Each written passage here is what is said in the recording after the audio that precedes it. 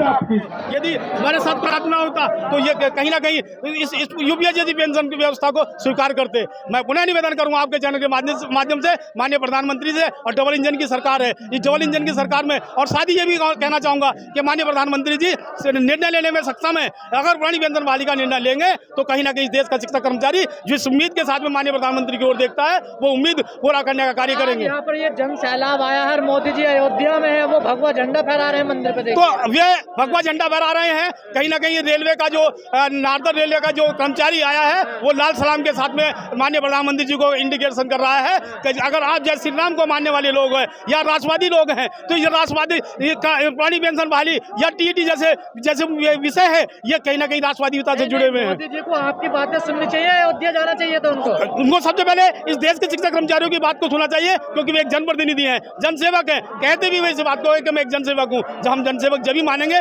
जब वे जनता की बात को सुने, शिक्षक कर्मचारी की बात को सुने। और सच्चाई है कि जिस प्रकार आप इस आक्रोश को देख रहे हैं, ये आक्रोश बढ़ता चला जाएगा। सरकार को समझना चाहिए, अब जैसे हम दिल्ली में इकट्ठे हुए हैं, अब उत्तर प्रदेश की बारी है। 2027 उत्तर प्रदेश का है। उत्तर प्रदेश का शिक्षक कर्मचारी विगत में भी 347 सीटों को बैलेट के आधार पर हरा चुका है, और आने वाले चुनाव में भी अगर नहीं मानी तो कहीं ना कहीं जो नारा अटे बाय ना वर्ष कह के जो पेंशन की बात करेगा वही देश में राज करेगा। कहीं ना कहीं वोट फॉर ओबीएस के अभियान के माध्यम से हम पेंशन।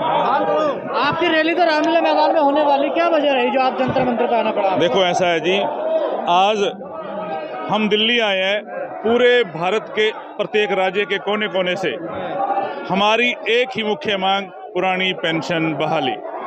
आज सरकार के नुमाइंदों को भी पता है, राज्य के केंद्र के प्रत्येक मंत्रालय को भी पता है कि इन कर्मचारियों का बुढ़ापा, इन कर्मचारियों की सामाजिक सुरक्षा तभी संभव है जब इनको पुरानी पेंशन बहाल दे दी जाएगी। अब सबसे बड़ी समस्या है कि जितना हमारा कॉर्पस पीएफआरडीए के तहत अरबों रुपया पड़ा है, ये कारपोरेट घराने को कम से कम ब्याज दर पे देके हमारे पैसे की शरेआम लूट हो रही है। तो हमारा दिल्ली सरकार से, केंद्र सरकार से और भारत की एक एक सरकार से, हर एक राज्य सरकार से निवेदन है कि इन कर्मचारियों की भविष्य की और जो हमारी सुरक्षा है उसको सुरक्षित करें, पुरानी पेंशन शीघ्र से शीघ्र बहाल करें, ताकि हमें यूं इस तरह सरकार का दरवाजा न खटखटाना पड़े। आपने एक सवाल किया था, बड़ा सुंदर सवाल किया था मेरे भाई से, कि ये जो कार्यक्रम था रामलीला मैदान में होना था। हाँ बिल्कुल, रामलीला मैदान में होना था, और रामलीला मैदान की हमें एनओसी की भी प्रदान कर दी गई थी। और यदि ये रामलीला मैदान पर कार्यक्रम होता तो और सुव्यवस्थित सुनियोजित ढंग से होता, लेकिन इस देश की सरकार कहीं ना कहीं अव्यवस्थाओं के रूप में इस आंदोलन को देखना चाहती है। लेकिन इस देश का शिक्षक कर्मचारी अनुशासित है, वो इस देश के संविधान को मानने वाला है, संविधान की विचारधारा के अनुरूप वो इस आंदोलन को कर रहा है। तो अपना ही पैसा मांग रहे हैं ना? हाँ, हम अपना पैसा मांग रहे हैं। तो अपना ही पैसा क्यों नहीं मिल पा रहा? सरकार जो अभी मेरे बड़े भाई ने जो कही थी कि सरकार पूंजीपतियों के हाथों में खेल रही है, कि जो 14% अपने पास से दे रही है, 10% मेरे पास से दे रही है, 24% आप एक पूंजीपति के हाथों दे रही है कि भाई जिस दिन मैं सेवानिवृत्त होऊंगा, आज जो साथी सेवानिवृत्त हुआ है, किसी को 1000 की पेंशन मिल रही है, किसी को 800 की पेंशन मिल रही है, किसी को 3157 की पेंशन मिल रही है। अरे ये पेंशन के नाम पर कहीं ना कहीं इस देश के शिक्षक कर्मचारियों को ठगने का कार्य किया जा रहा है। बड़ी रैली हुई थी रामलीला मैदान में, जो ऐतिहासिक रैली, उसका भी कोई असर नहीं पड़ा? उसका देखो असर हुआ। सरकार एनपीएस से यूपीएस की ओर गई है, वही एक आंदोलन का हिस्सा है। सरकार ने नई पेंशन व्यवस्था के अंतर्गत तमाम संशोधन किए, वो भी एक संघर्ष का हिस्सा है। सरकार ऐसा नहीं आंदोलन को नहीं समझ रही, लेकिन ऐसा ना हो कि सरकार को समझने में देर हो जाए। अभी सरकार को समझने में देर नहीं करनी चाहिए। अगर सरकार समझने में देर करेगी तो सच्चाई के जो पेंशन की बात करेगा, जो इस देश के शिक्षक कर्मचारियों के भविष्य की सुरक्षा की बात करेगा, वही देश में राज करेगा। अगर देर होगी तो सच्चाई है कि कहीं ना कहीं जिस प्रकार इस देश का शिक्षक कर्मचारी बार बार नारा दे रहा है वोट फॉर ओबीएस अभियान के अंतर्गत, अभी आपने बिहार में देखा, बिहार में 238 सीटों पर बैलेट के आधार पर जो महागठबंधन आगे रहा, वो सिर्फ क्योंकि महागठबंधन कहीं ना कहीं पेंशन की बात कर रहा था। मैं ये नहीं कि आपके चैनल के माध्यम से ये भी अवगत कराने देना चाहता हूँ कि ना तो हम किसी पार्टी के पक्षधर हैं, ना हम किसी का विरोध करने वाले हैं, लेकिन हाँ इतना ही आपके चैनल के माध्यम से ये जरूर माननीय प्रधानमंत्री जी और इस देश के जनप्रतिनिधियों को अवगत करा देना चाहता हूँ कि जो हमारे मुद्दे की बात करेगा, जो हमारे भविष्य की आर्थिक सामाजिक सुरक्षा की बात करेगा, हम उनकी बात करेंगे, हम उनकी जय जयकार करेंगे। हम तो माननीय प्रधानमंत्री जी की जय जयकार करने के तैयार हैं। धर्म की बात करती है ना, देखिए देखो, धर्म प्रमुख हाँ होता है। देखो, हाँ। धर्म अपनी जगह है, धर्म अपनी जगह है, ये जनवादी मुद्दा है। सरकार के लिए फर्स्ट धर्म है, देखिए नहीं जी, ये कोई मुद्दा उनके लिए फर्स्ट नहीं है। नहीं, अगर प्रथम नहीं मानेंगे तो अंतिम वे हो जाएंगे। क्या वजह है? ज्यादा बजट खर्च हो जाएगा सरकार का, ज्यादा बाहर आ जाएगा, देखो, इस वजह से सरकार। पत्रकार बंधुओं, आपका स्वागत है कि आप हमारी बात को जन जन तक पहुंचा रहे हो। आपको स्पष्ट और साफ सुथरी बात बताना चाहते हैं कि हमारी रिसर्च कमेटी केंद्र में और प्रत्येक राज्य की सरकारों के साथ टेबल टॉक कर चुकी है। टेबल टॉक करने के बावजूद एक एक आंकड़ा प्रस्तुत किया गया है कि अगर सरकार ओपीएस देती है तो सरकार खुद लाभ में है।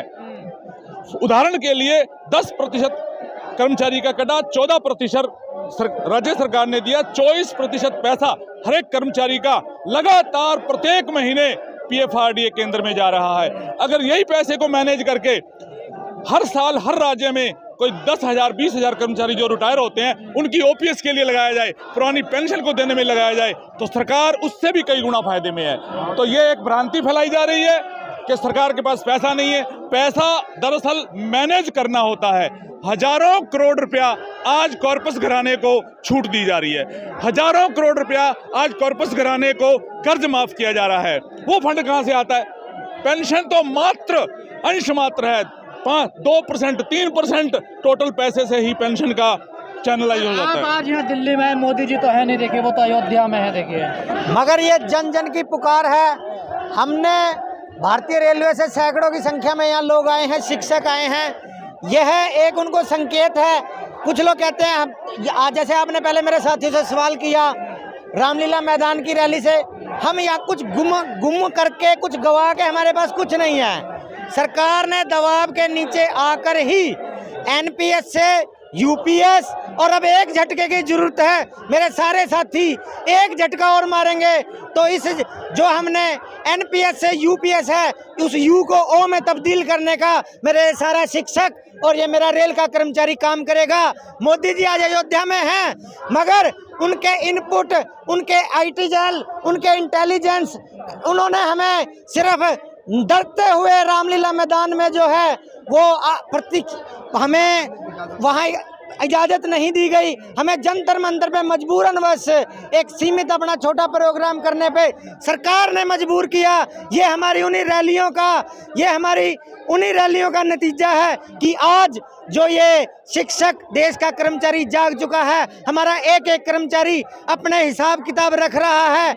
अगर हम तो एक बहुत छोटे कर्मचारी हैं, जब धनखड़ जैसे जो हमारे देश के उपराष्ट्रपति जैसे लोगों ने 15 दिन के भीतर घुटने टेक कर अपनी पेंशन के लिए फॉर्म लगाया है, तो आप समझ जाइए कि पेंशन हमारे बुढ़ापे के लिए कितनी जरूरी है। और हम इस बुढ़ापे की लाठी के लिए हमें अपने कहीं तक भी आंदोलन करना पड़े, हमारी कमेटी है, सेंट्रल कमेटी है, इसके बाद वो निर्णय लेगी, जो वो निर्णय लेगी हम सब कर्मचारी आंख मूंद के कामरेड अमरीक सिंह जी, कामरेड विजय बंधु जी, उनके पीछे उनके इशारे पे तीर की तरह पीछे हम पूरा सैलाब जाने का काम करेंगे।